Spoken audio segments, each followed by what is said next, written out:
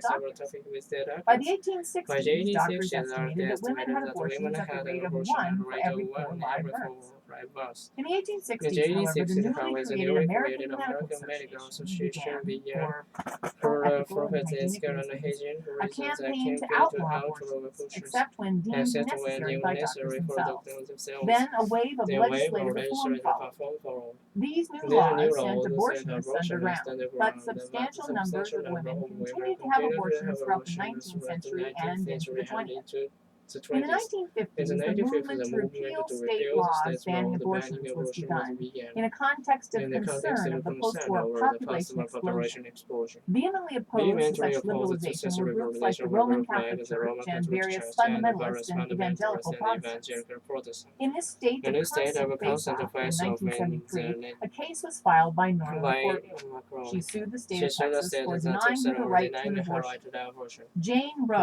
a Roe, standard alias for anonymous for plaintiffs, was used plaintiff to was protect used her to identity. protect her identity. The Supreme Court The- ruled the case of Roe v. Wade in her favor, and all states were directed to lift their bans on abortions, though many resisted actually doing so.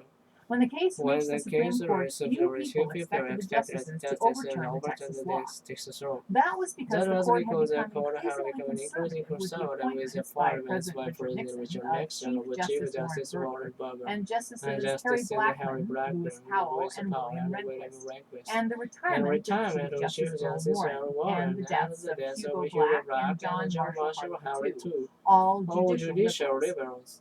Roe v. Wade, important in itself, also raised issues concerning the degree to which the federal government could judge, the federal government could legislate the most private and fundamental issues of life and death, including the question of when life begins. This is the question that has proved to be political dynamite, as we all know very well by now, and that is and will be debated by scientists, moralists, and theologians for many years to come. That's about the only thing agreed upon about the whole thing.